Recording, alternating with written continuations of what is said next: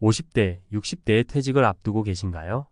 주변 동료들이 하나둘 회사를 떠나는 모습을 보며 이런 생각이 들진 않았나요? 저 사람은 퇴직 후 정말 잘 살고 있을까? 퇴직금으로 충분할까? 연금만으로는 될까? 나는 준비가 부족한데 이대로 괜찮을까? 현실은 냉혹합니다. 대기업에서 30년 이상 일하며 성공했다고 생각했던 동료들조차 퇴직 후 적지 않은 이들이 흔들리고 무너지는 모습을 보게 됩니다. 반면 평범해 보였던 누군가는 퇴직 후에도 안정적인 삶을 이어가며 성공적으로 노후를 준비한 모습으로 나타납니다. 그 차이는 어디에서 생기는 걸까요? 결국 이것을 한 사람과 그렇지 않은 사람의 차이입니다. 지금부터 퇴직 후 노후 준비의 성공을 가르는 결정적 비밀을 이야기해 보겠습니다. 당신의 미래를 지키는 데 큰 도움이 될 겁니다. 대기업 퇴직자들, 이것 안 한 사람은 모두 무너졌다. 퇴직 후 노후 성공의 비밀. 퇴직 후 성공한 사람들의 비밀은 준비에 있다. 회사에서 오랜 시간 열심히 일해온 당신, 지금은 어떻게 퇴직 후 삶을 준비하고 계신가요? 나는 대기업 다니니까 퇴직금도 많고 연금도 있지 않을까? 라고 생각했다면 사실 그것만으로는 부족할 수 있습니다. 퇴직 후 삶은 생각보다 길고 생각보다 복잡합니다. 현실은 명확합니다. 퇴직 후 경제적으로 안정된 삶을 유지하려면 준비가 되어 있어야 합니다. 그 준비는 단순히 돈을 모으는 것만이 아닙니다. 자신의 능력을 어떻게 활용할지, 어떤 삶의 방식을 선택할지 구체적으로 계획해야 하죠. 오늘은 대기업 동료들 사이에서도 차이를 만든 3가지 사례를 통해 퇴직 후 노후 성공의 비밀을 살펴보겠습니다.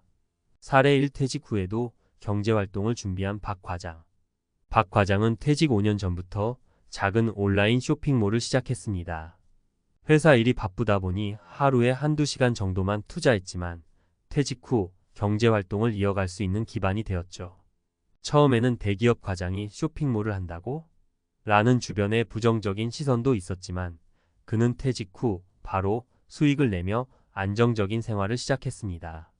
반면 그의 동료였던 김 부장은 아무런 준비 없이 퇴직 후 막연히 연금만으로 살겠다고 생각했습니다. 그런데 막상 생활비는 예상보다 많이 들고 연금은 생각만큼 나오지 않아 결국 경제적 어려움을 겪고 말았죠. 교훈 퇴직 후에도 수입원을 마련해야 한다는 사실. 경제활동은 단순히 돈을 벌기 위한 것이 아니라 새로운 목표와 삶의 활력을 만들어 줍니다. 퇴직 후 자신이 할 수 있는 일, 잘할 수 있는 일을 미리 계획해 보세요. 사례 2. 퇴직 후 사회적 관계를 유지한 이대리. 퇴직 후 갑작스러운 고립감에 빠지는 사람도 많습니다. 그런데 이 대리는 퇴직 전에 사내 동호회와 외부 커뮤니티 활동을 꾸준히 했고 퇴직 후에도 자연스럽게 그 모임에 참여하면서 사회적 관계를 유지할 수 있었습니다. 그는 모임에서 얻은 네트워크를 활용해 재취업 기회도 얻었고 심리적으로도 안정된 생활을 이어갔습니다. 반대로 그의 선배였던 정 과장은 퇴직 후 대부분의 시간을 집에서 보내며 점점 의기소침해졌습니다. 사회적 관계가 단절되니 자신감도 떨어지고 결국 건강 문제까지 겹치며 어려움을 겪었죠. 교훈 퇴직 후에도 사람들과의 연결고리를 유지하는 것이 중요합니다. 모임, 동호회, 커뮤니티 활동을 통해 지속적인 사회적 관계를 만들어 가세요. 이는 단순한 만남을 넘어서 삶의 활력을 더해 줄 것입니다. 사례 3. 퇴직 후에도 배우는 자세를 유지한 최 부장. 최 부장은 퇴직 전부터 꾸준히 새로운 기술을 배우는 데 시간을 투자했습니다. 특히 그는 디지털 기술과 관련된 강의를 들으며 블로그를 운영하고 동영상 편집 기술도 익혔습니다. 덕분에 퇴직 후 유튜브 채널을 운영하며 자신의 노하우를 공유하게 되었고 그 수익은 퇴직금을 보완하는 데 큰 도움이 되었습니다. 반면 그의 동기였던 강 상무는 이 나이에 뭘 배우냐며 아무런 준비 없이 퇴직했습니다. 그 결과 새로운 환경에 적응하지 못했고 자신감을 잃어버렸습니다. 결국 그는 퇴직 후 몇 년간 무기력한 생활을 이어가며 많은 후회를 했습니다. 교훈 배움은 나이를 가리지 않습니다. 새로운 기술을 익히고 변화하는 사회에 적응할 수 있는 능력을 키우세요. 이는 퇴직 후 자신감과 경제적 자립에 중요한 자산이 됩니다. 결국 준비가 당신의 미래를 결정합니다. 지금 50대 혹은 60대라면 아직 늦지 않았습니다. 위 사례의 공통점은 모두 퇴직 전에 미리 준비했다는 것입니다. 준비는 단순히 돈만이 아닙니다. 경제활동, 당신이 할 수 있는 작은 일이라도 시작해 보세요. 사회적 관계, 사람들과의 연결을 유지하거나 새로운 네트워크를 만들어 보세요. 배우는 자세, 새로운 것을 배우고 도전하며 자기 발전을 멈추지 마세요. 퇴직 후에도 안정적이고 행복한 삶은 가능하지만 그 비결은 철저한 준비에 달려 있습니다. 지금부터라도 행동에 나선다면 당신의 노후는 더 이상 막막하지 않을 것입니다. 늦었다고 생각할 때가 가장 빠른 때다. 오늘부터 시작해 보세요. 퇴직 후 삶의 질은 지금 당신의 선택에 달려 있습니다. 대기업 퇴직 후 성공적인 노후를 위해 전문가가 말하는 현실적인 조언. 퇴직 후의 삶을 앞두고 많은 사람들이 불안과 고민에 휩싸입니다. 나는 충분히 준비했을까? 돈은 모았는데 그게 전부일까? 라고 스스로에게 묻게 되죠. 특히 대기업에서 오래 근무했던 분들은 퇴직금, 연금에 대한 믿음이 강하지만 그것만으로 안정된 노후를 보장하기에는 한계가 있습니다. 오늘은 전문가의 관점에서 퇴직 후 성공적인 노후를 위해 꼭 필요한 요소를 심층적으로 이야기해 보겠습니다. 첫 번째, 퇴직 후 경제적 자립을 가능하게 하는 준비가 핵심이다. 많은 퇴직자가 퇴직금이 있으니 당분간은 괜찮겠지라고 생각합니다. 하지만 현실은 다릅니다. 예상치 못한 의료비, 물가 상승, 자녀 지원 등으로 인해 준비한 자금이 금방 소진되곤 하죠. 특히 대기업 퇴직자들은 퇴직금이 비교적 많다고 방심하는 경우가 많습니다. 현실적인 조언. 퇴직 전부터 소규모 경제활동을 시작하세요. 예를 들어 온라인 플랫폼을 이용해 강의를 하거나 취미를 활용해 소소한 수익을 창출하는 방법을 고려할 수 있습니다. 자산 관리에 대한 지식과 계획을 세우세요. 퇴직금으로 부동산이나 고위험 투자를 고민하는 분들이 많지만 퇴직 후에는 안정적인 자산 관리가 중요합니다. 예금, 연금, 투자 비율을 전문가와 함께 설계해 보세요. 두 번째, 사회적 관계를 유지하거나 새로운 커뮤니티를 만들어야 한다. 퇴직 후 많은 분들이 인간관계가 단절되면서 심리적 고립감을 느낍니다. 특히 회사 중심의 인간관계를 유지했던 분들은 퇴직 후 만남이 급격히 줄어드는 것을 경험하죠. 이는 건강에도 직접적인 영향을 미칩니다. 연구에 따르면 사회적 관계가 활발한 사람들은 그렇지 않은 사람들에 비해 스트레스와 우울감을 덜 느끼고 심지어 수명도 길어지는 경향이 있습니다. 현실적인 조언. 퇴직 전부터 새로운 커뮤니티에 참여하세요. 관심 있는 동호회나 지역 활동에 참여해 보세요. 이곳에서의 새로운 만남이 퇴직 후에도 이어질 가능성이 높습니다. 취미를 통한 모임을 만들어 보세요. 여행, 독서, 스포츠 등 관심 분야를 공유하는 사람들과 교류하는 것은 큰 힘이 됩니다. 세 번째, 지속적인 배움이 삶의 활력을 만든다. 퇴직 후 삶에서 배움은 단순히 지식을 쌓는 것을 넘어 삶의 에너지를 되찾는 데 중요한 역할을 합니다. 특히 요즘처럼 기술이 급변하는 시대에는 새로운 것을 배우는 과정 자체가 큰 자산이 됩니다. 한 가지 기술이라도 깊이 있게 배우면 이를 기반으로 경제활동이나 취미를 확장할 수 있습니다. 현실적인 조언.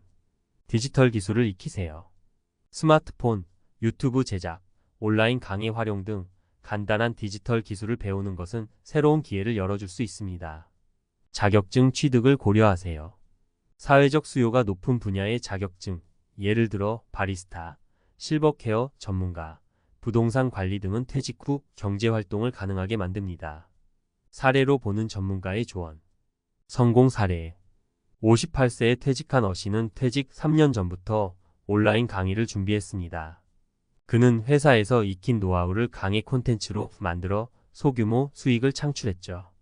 퇴직 후에는 그 강의가 주수 입원이 되었고 새로운 인간관계를 통해 삶의 만족도를 높일 수 있었습니다.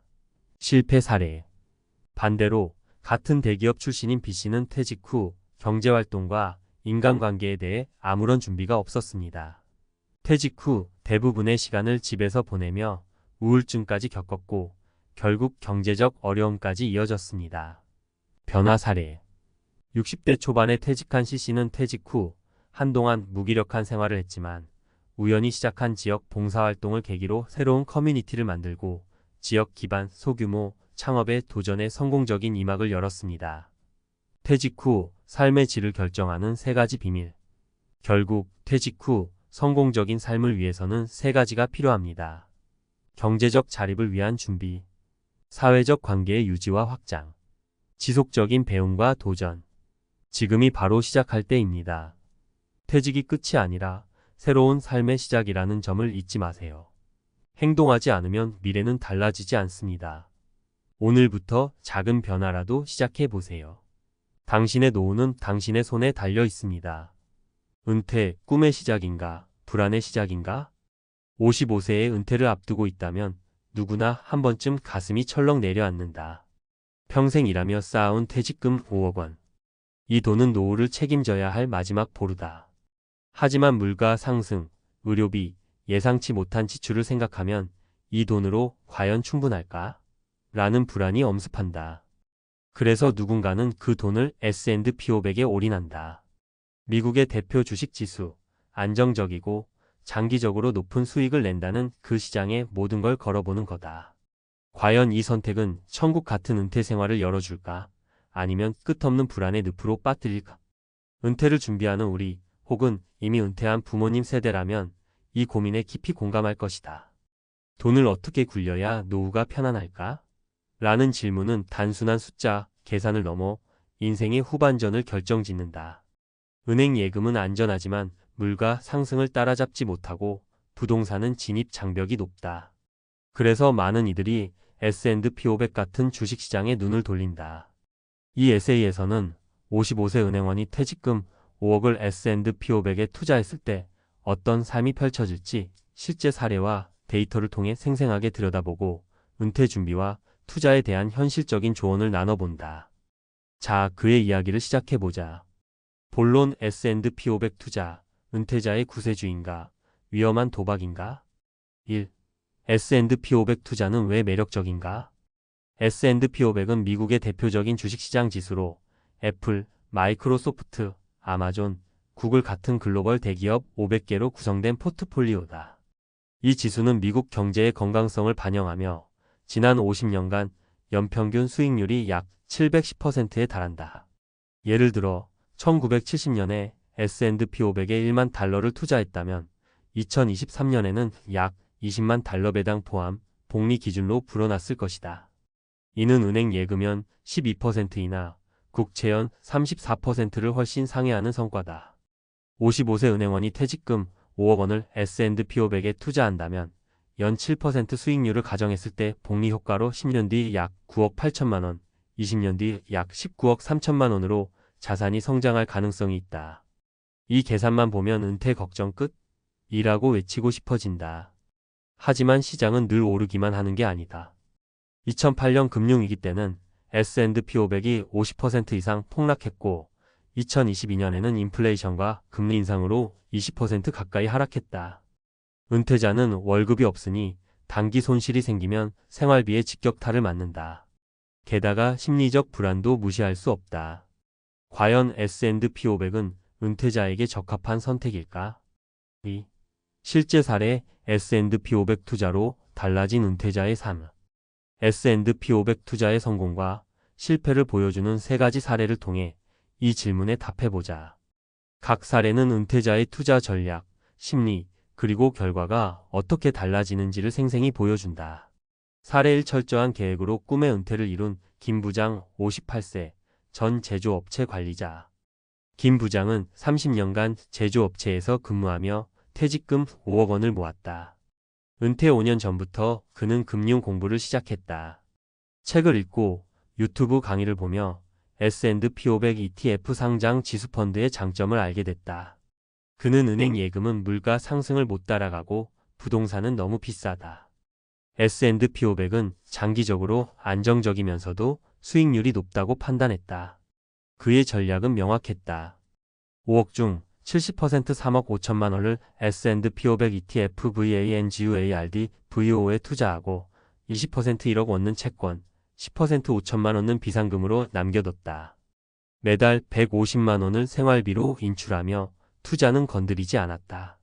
2008년 금융위기 때 시장이 폭락했을 때도 그는 흔들리지 않았다. 역사적으로 보면 시장은 결국 회복되더라. 기다리면 된다는 믿음 덕분이었다.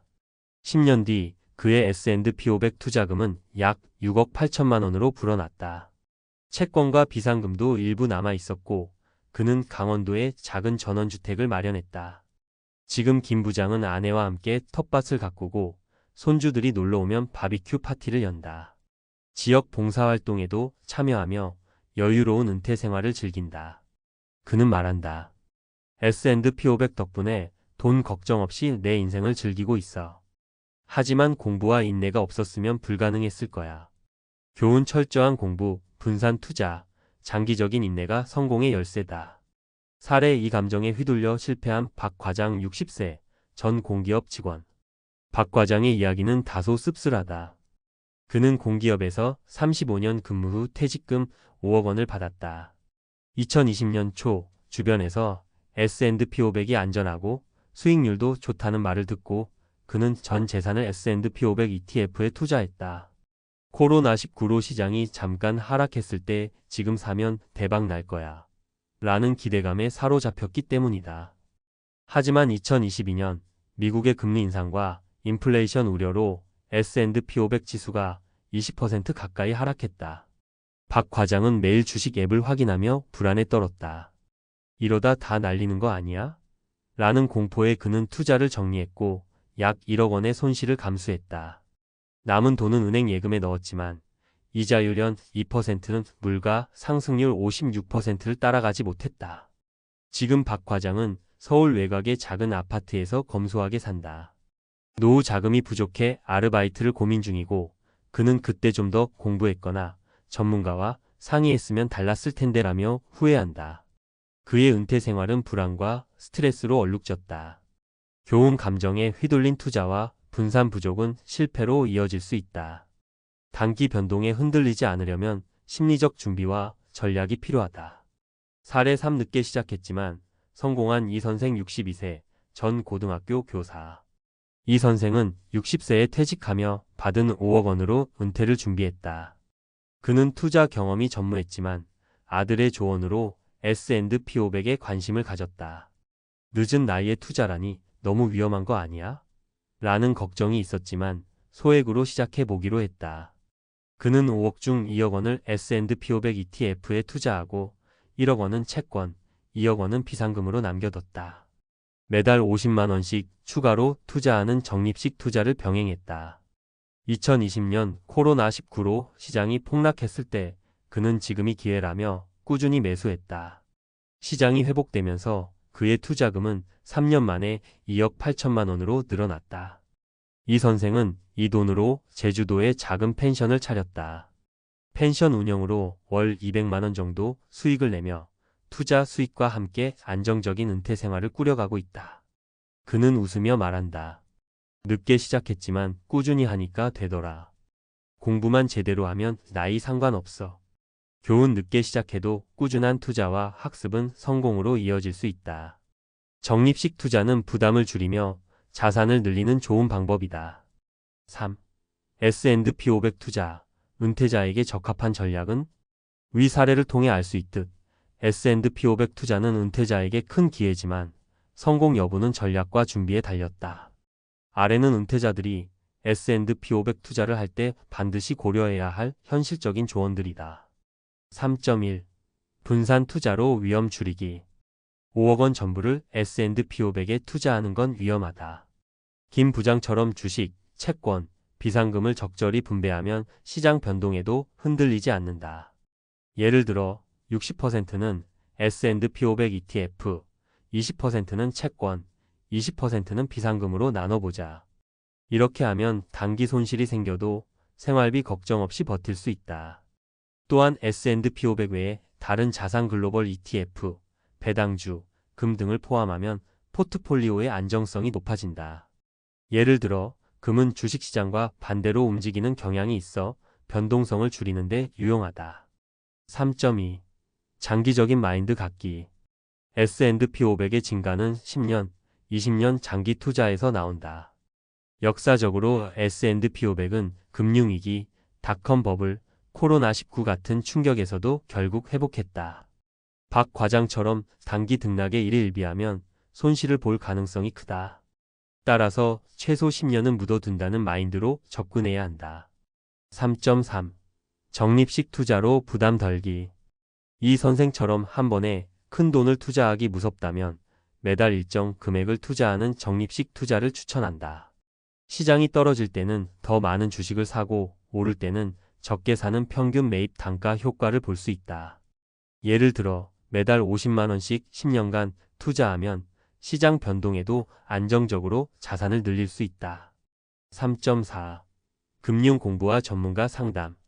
투자는 공부가 필수다. ETF의 구조, 수수료, 세금 등을 이해해야 한다. 예를 들어 S&P 500 ETF 중 VO는 연간 수수료가 0.03%로 저렴하지만 다른 ETF는 0.5% 이상일 수 있다. 이런 차이가 장기적으로 큰 영향을 미친다. 모르면 금융 전문가나 자산관리사와 상담하는 것도 방법이다. 단, 수수료가 과도한 상품이나 적극적인 운용을 권하는 전문가는 피하자. 한국에서는 CFP0인재무설계사 자격증을 가진 전문가를 찾는 게 좋다. 3.5. 심리적 안정감 유지. 은퇴자는 월급이 없으니 투자 손실이 심리적 부담으로 다가온다. 따라서 투자 금액을 생활비와 분리하고 정기적으로 자산을 점검하며 불안을 관리해야 한다. 예를 들어 매달 필요한 생활비 150만 원을 3년, 치오 1,400만 원 정도 현금으로 확보해두면 시장 변동에도 덜 흔들린다. 3.6. 세금과 인출 전략 고려.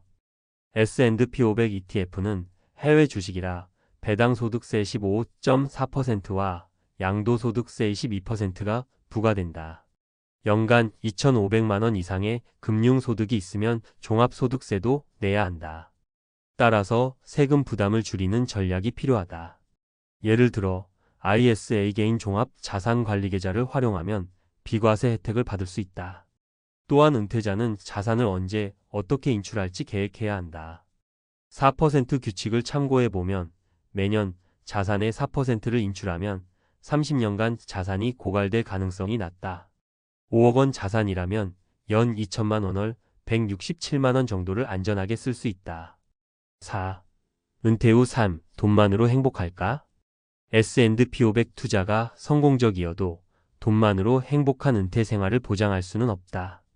김 부장은 투자 수익 덕분에 전원주택에서 여유롭게 살지만 그가 진짜 행복한 이유는 가족과의 시간, 봉사활동, 취미생활이다. 반면 박 과장은 돈을 잃은 후 자신감까지 잃으며 우울한 시간을 보냈다. 이 선생은 투자 수익을 바탕으로 펜션을 운영하며 새로운 도전을 즐기고 있다. 은퇴 후 삶은 돈뿐 아니라 의미 있는 활동, 건강, 인간관계가 어우러져야 완성된다. 예를 들어 한국의 60대 은퇴자들은 평균적으로 의료비에 연 300만 원, 여가 활동에 연 200만 원을 지출한다. 통계청 2023.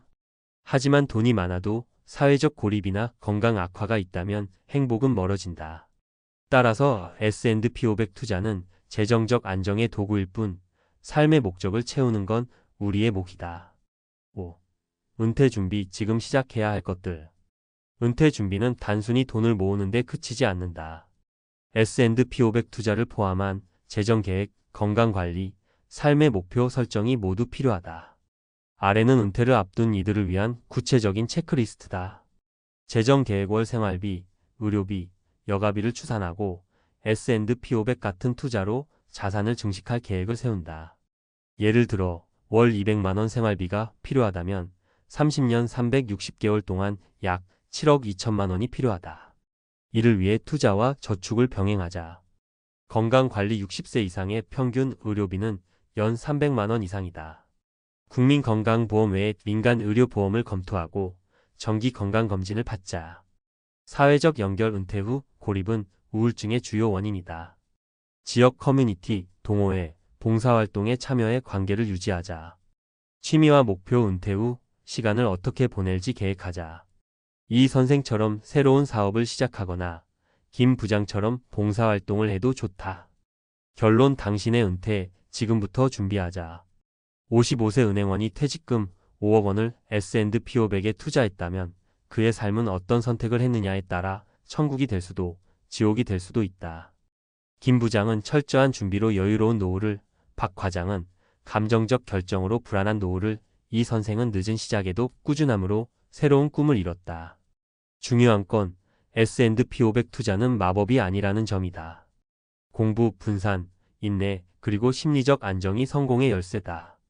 은퇴를 앞둔 당신이라면 지금부터 작은 것이라도 시작해보자. 월 50만 원씩 S&P 500 ETF에 투자하거나 금융책 한 권을 읽는 것만으로도 미래는 달라질 수 있다.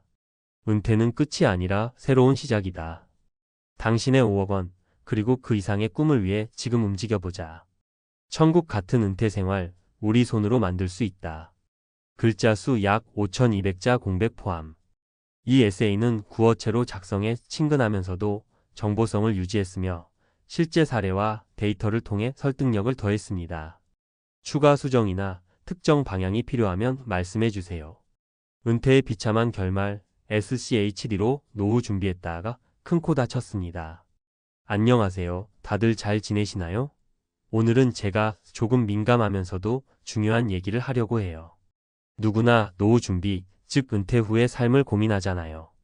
사람 일은 모르는 거니까 미리미리 대비해야지. 이런 마음으로 우리 다들 열심히 월급에서 떼고 저축하고 투자도 합니다.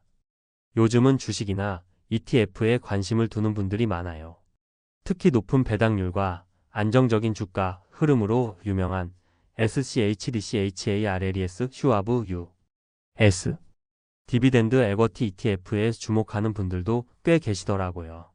그런데 이게 참 한쪽으로만 너무 치우쳐서 투자하면 생각보다 결과가 좋지 않을 수 있어요. 사실 SCHD 자체는 나쁜 상품이 절대 아니에요. 오히려 배당주 투자 쪽에서는 꽤 유명하고 안정적이라 알려져 있죠.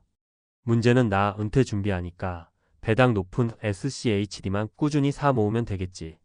이렇게 단순화해서 접근하다가 실제 은퇴를 하고 나서 이거 왜 생활비가 모자라지? 하게 되는 경우입니다. 오늘은 제가 직접 겪은 건 아니지만 주변 사람들 사례도 보고 여러 투자, 카페나 커뮤니티에서 들은 사연들을 바탕으로 이야기를 나눠보려고 해요. 제가 진짜 이럴 수 있구나 하고 느끼게 된 사례들이라서 여러분과도 공유하면 좋을 것 같아요.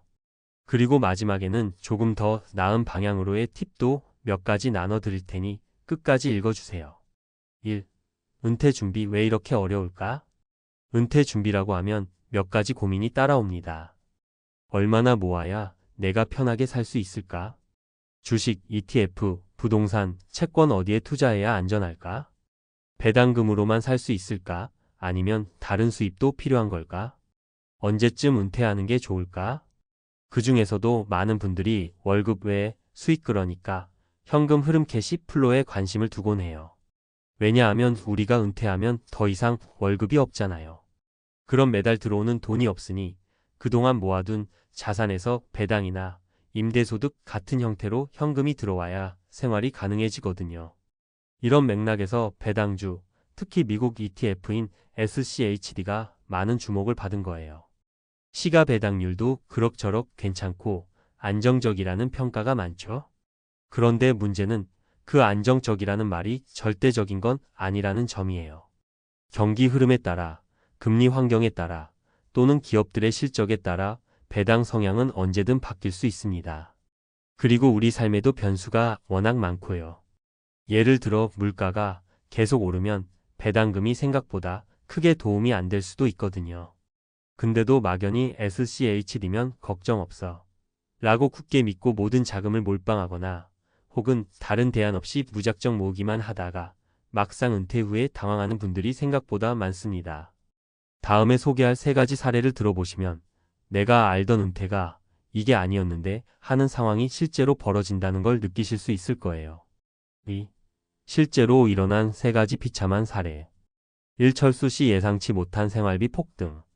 철수 씨는 50대 후반에 은퇴를 결심했습니다. 이제 애들도 다 컸고 집 대출도 거의 다 갚았고 배당 ETF만으로 생활비는 충분히 나오겠지. 라고 생각했죠. 젊었을 때부터 SCHD 위주로 차근차근 모아놓았고 퇴직금까지 합쳐서 드디어 배당금만으로 사는 삶을 꿈꿨습니다. 처음 은퇴 후 몇 달은 괜찮았대요. 그래도 매달 일정 금액 들어오니까 이대로 가면 되겠다 라고 안심했다고 해요. 문제는 1년쯤 지나면서부터 본격적으로 나타났습니다. 물가가 꾸준히 오르면서 장바구니 물가는 물론이고 전기세, 관리비, 교통비, 심지어 간단한 외식비까지 덩달아 뛰어버린 거예요. 그때 철수 씨가 깨달은 게 배당금도 오르면 좋겠지만 물가가 오르는 만큼 배당이 즉각적으로 올라주는 게 아니라는 거죠. 결국 생활비가 모자라기 시작했고 예적금으로 조금 남겨둔 돈을 까먹게 되었어요.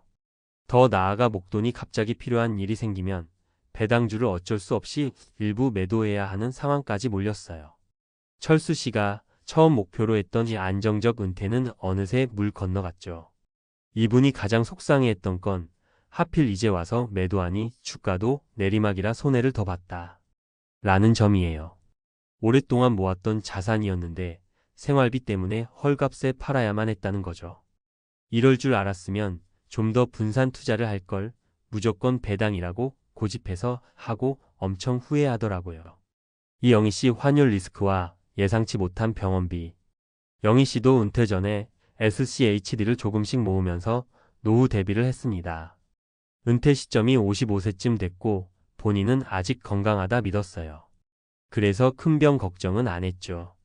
생활비는 매달 미국 달러로 배당이 들어오니 환율도 올라가면 이득이고 나쁘지 않네 라고 긍정적으로 생각했습니다.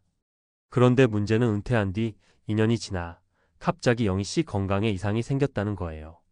하필 보험으로 커버되지 않는 치료가 필요해졌고 거의 1,500만 원 정도가 한 번에 들어가야 했습니다.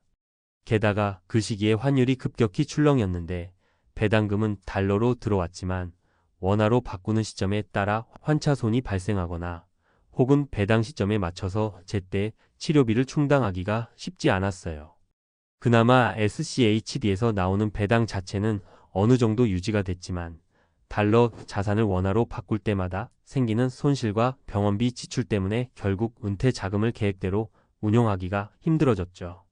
나는 안정적이라 들어서 SCHD만 믿었는데 이렇게 환율이 들쑥날쑥할 줄 누가 알았겠어? 하는 탄식을 하더라고요. 환율 변동은 정말 개인이 어찌할 도리가 없어서 더 답답합니다. 영희 씨가 처음부터 의료비나 긴급 자금을 따로 준비해 둬야 했는데 그냥 SCHD 하나면 다 되겠지 하고 안일하게 생각했다 라고 크게 후회했어요. 산민수 씨 인플레이션과 세금 문제로 수익 반토막. 민수 씨는 비교적 젊은 40대 후반에 파이어 조게프 IRE, 퍼넨셜 인디펜던스 리타이어 얼리를 꿈꾸며 조기에 은퇴를 시도했습니다. 이때도 핵심 전략은 배당 ETF, 특히 SCHD였어요. 물가 오르고 주가가 출렁여도 배당은 꾸준하지 않나? 라고 믿었죠. 그런데 정작 은퇴해서 2해 정도 지나보니 생각보다 세금이 꽤 부담이 된 거예요. 해외 배당 소득에 대한 세금 문제를 너무 간단히 봤던 거죠. 배당 소득세, 환전 수수료, 세금 신고 절차 등도 번거롭고 실제로 들어오는 실수령액이 생각보다 훨씬 줄어들었습니다.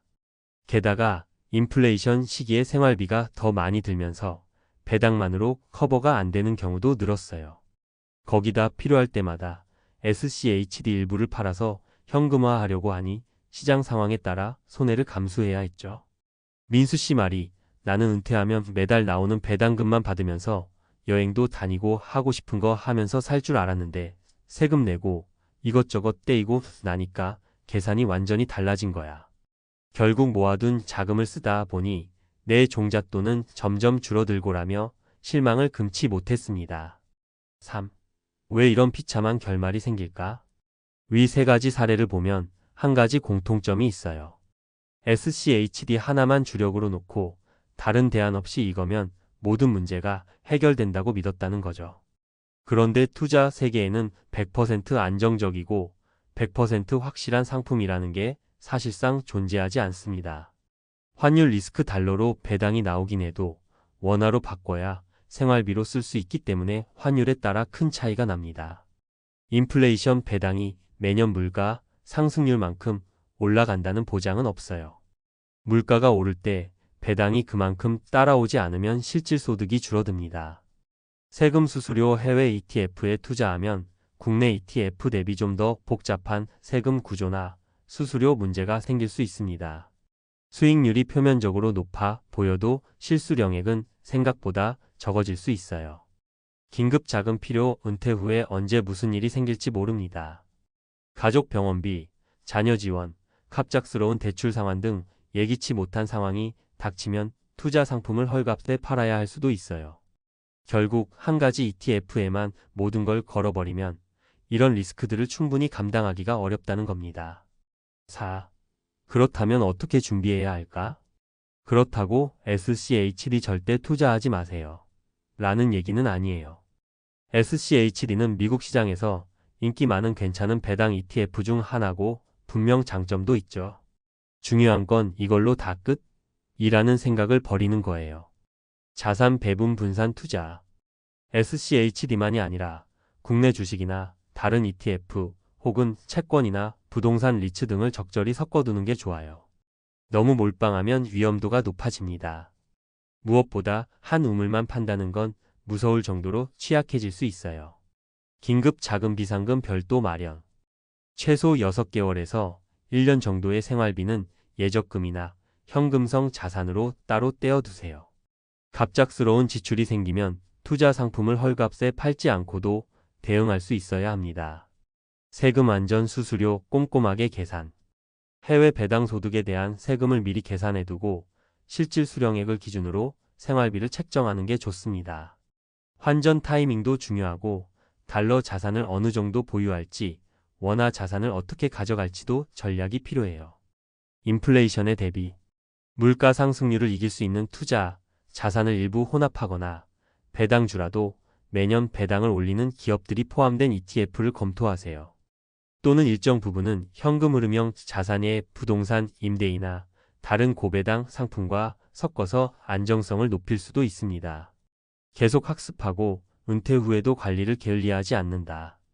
은퇴했다고 해서 투자를 방치하면 안 돼요. 시장 상황은 계속 바뀌고 우리의 생활비 지출 구조도 바뀔 수 있습니다. 연금 수령 시점이나 세금 정책 변경 등 제도적 변화를 주시해야 합니다. 5. 마무리하며. 은퇴 준비는 정말 복잡하고 사람마다 상황이 전부 달라요. 어떤 분은 부동산 투자로 월세 수익을 노리기도 하고 어떤 분은 채권과 ETF를 섞기도 해요. 어떤 분은 창업을 해서 은퇴 후에도 어느 정도 일정 수익을 올릴 방안을 찾기도 하죠. SCHD만 열심히 사 모으면 언젠가는 배당금으로 편하게 살 수 있다. 라는 말은 어쩌면 반쪽만 맞고 반쪽은 틀린 말일 수 있어요. 앞서 말씀드린 사례들처럼 실제로 은퇴 후에 맞닥뜨리는 문제들은 생각보다 다양합니다. 그래서 단 하나의 투자처가 아니라 여러 가지 자산을 조합하고 긴급 자금도 준비하고 세금 문제와 환율 문제도 꼼꼼하게 챙겨야 해요. 배당 생활 잘하는 말이 멋있고 자유로워 보이죠? 사실 그 이면에는 많은 계산과 리스크 관리가 필요하답니다. 철수 씨, 영희 씨, 민수 씨처럼 막연한 믿음만 갖고 출발했다. 예상치 못한 인생의 굴곡을 마주하면 그때 오는 좌절감이 엄청나거든요.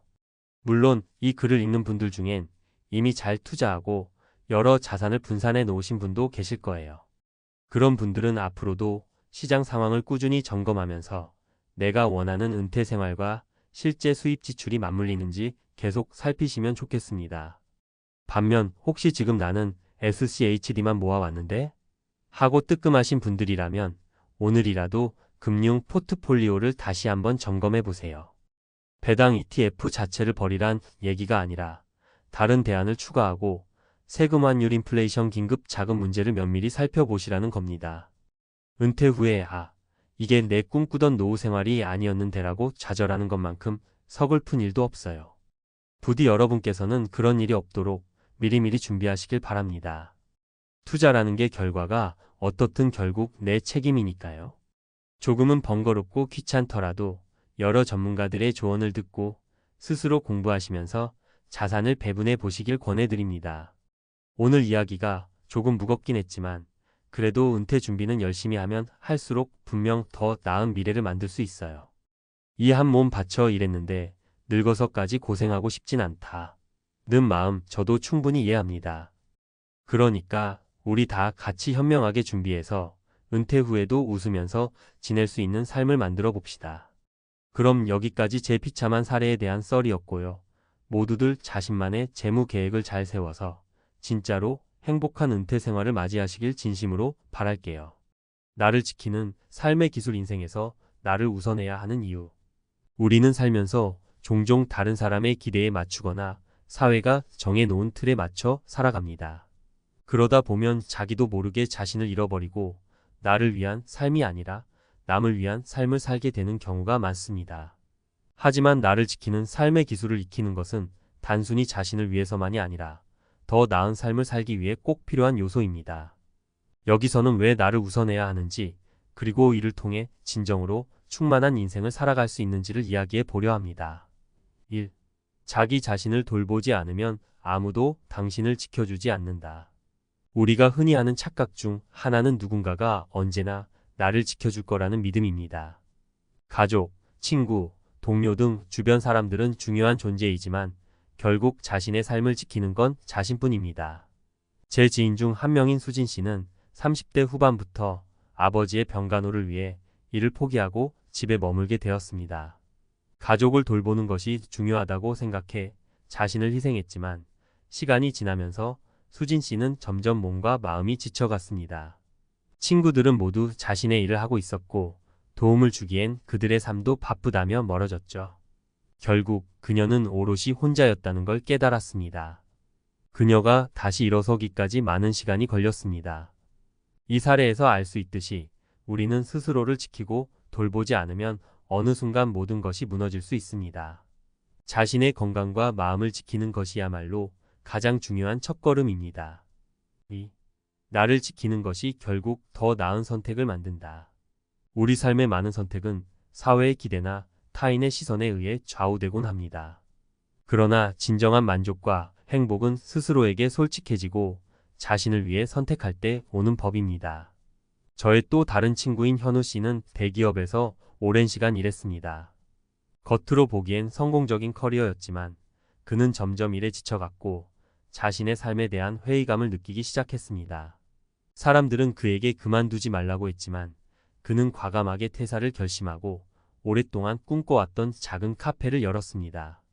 처음에는 주위의 반대와 의심의 눈초리를 많이 받았지만 그는 자신이 원하는 길을 선택하고 나서야 비로소 진정한 행복을 느꼈습니다.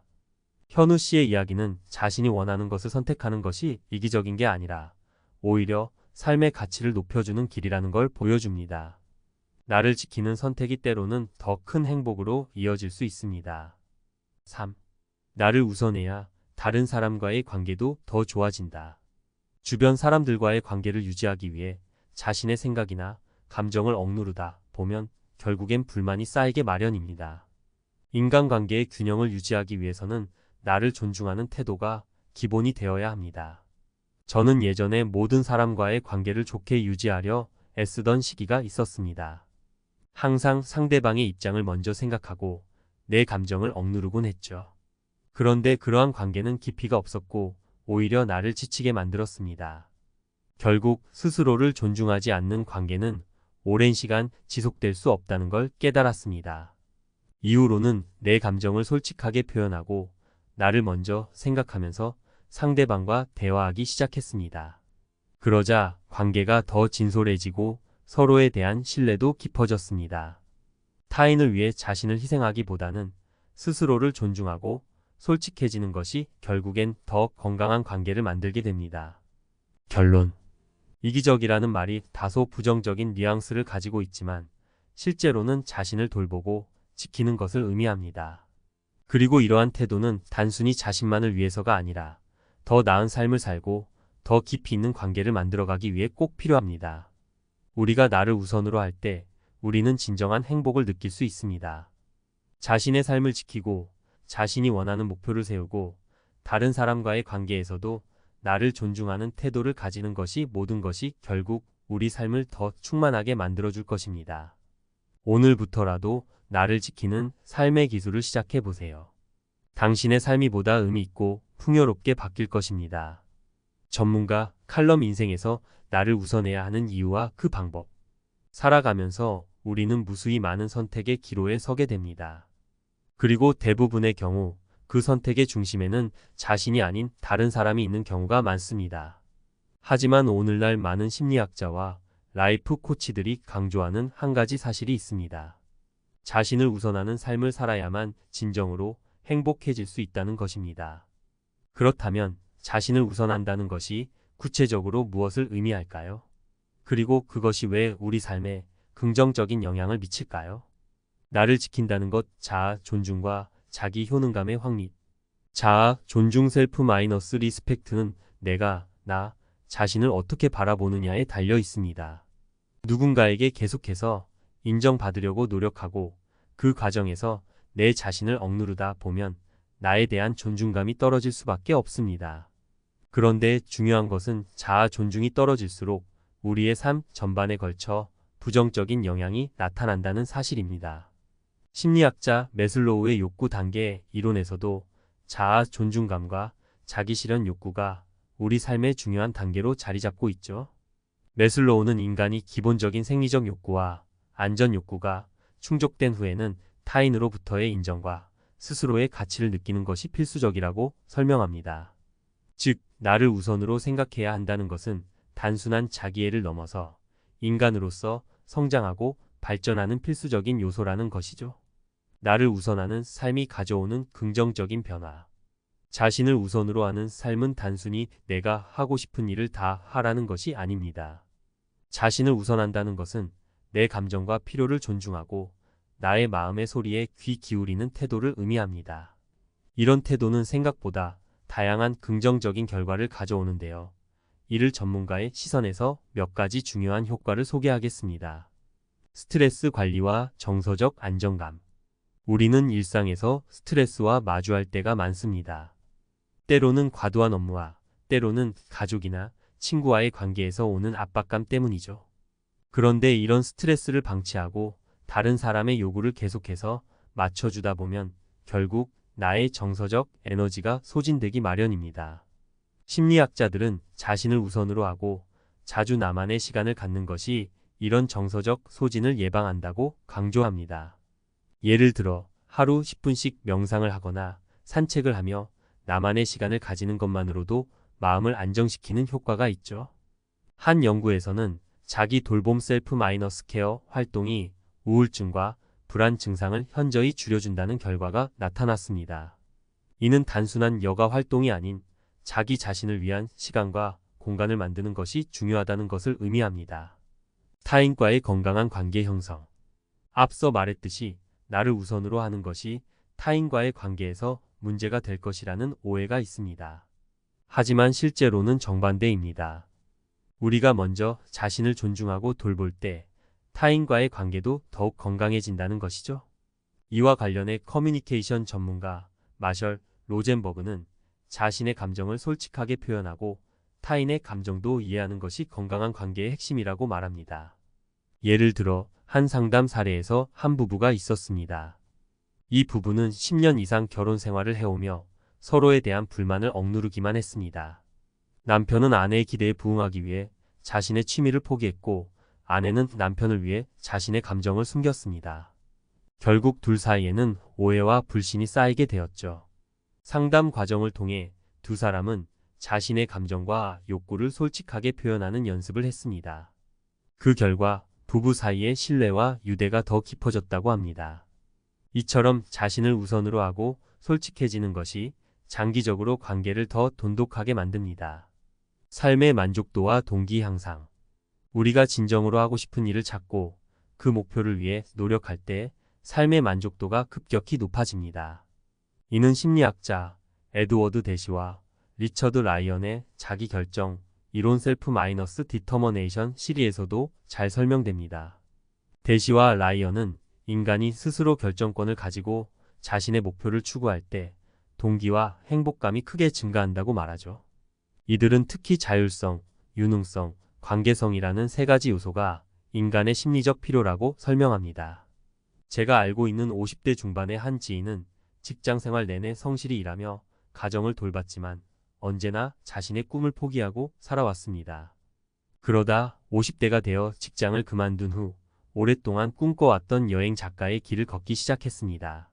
그는 처음에는 그저 취미로 시작한 글쓰기였지만 점차 많은 사람들이 그의 글에 감동받으며 응원을 보내기 시작했습니다. 이 과정에서 그는 자신의 삶에 대한 만족도와 동기가 급격히 높아졌다고 합니다. 나를 우선으로 하는 구체적인 방법. 여기까지 읽어보니 나를 우선으로 한다는 것이 왜 중요한지 어느 정도 공감이 되셨을 겁니다. 그렇다면 실제로 어떻게 하면 나를 우선으로 하는 삶을 살 수 있을까요? 구체적인 방법을 몇 가지 제시해 드리겠습니다. 자신의 감정에 솔직해지기. 자신의 감정에 솔직해지는 것은 의외로 어렵습니다. 우리는 종종 타인의 기대에 맞추기 위해 감정을 억누르거나 감정을 숨기곤 하죠. 하지만 내가 지금 느끼는 감정을 정확히 인식하고 그것을 받아들이는 것이 중요합니다. 자신이 불편함을 느낀다면 그 불편함을 인정하고 상대방에게 부드럽게 표현하는 연습을 해보세요. 이로 인해 관계가 더 건강해지고 내가 존중받는 느낌을 받을 수 있습니다. 자기 돌봄 시간을 가지기. 자신을 돌보는 시간은 필수적입니다. 바쁜 일상 속에서 잠깐의 여유를 가지는 것만으로도 정서적 안정을 얻을 수 있습니다. 예를 들어 하루에 10분 정도 명상을 하거나 조용한 곳에서 차를 마시는 습관을 들여보세요. 중요한 것은 이 시간 동안에 다른 사람을 생각하지 않고 오로지 자신에게 집중하는 것입니다. 내가 진정 원하는 목표를 설정하고 행동하기. 자신을 위한 목표를 설정하는 것은 자기 삶의 주인이 되는 첫걸음입니다. 내가 하고 싶은 일이 무엇인지 깊이 생각해보고 그 목표를 위해 작게나마 행동을 옮겨보세요. 그 목표는 반드시 대단한 것이 아니어도 괜찮습니다. 작게는 독서, 운동, 혹은 새로운 취미 생활을 시작해보는 것도 좋습니다. 마무리하며 자신을 존중하고 돌보는 것이 진정한 나를 지키는 삶의 기술. 나를 지키는 삶의 기술은 단순히 자기중심적인 삶을 의미하지 않습니다. 오히려 스스로를 존중하고 솔직해지는 태도를 말합니다.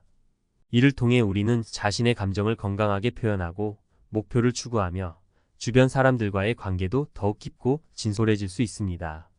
그리고 무엇보다도 스스로의 삶의 주인이 되는 경험을 할 수 있죠. 여러분도 오늘부터 나를 우선으로 생각해 보세요.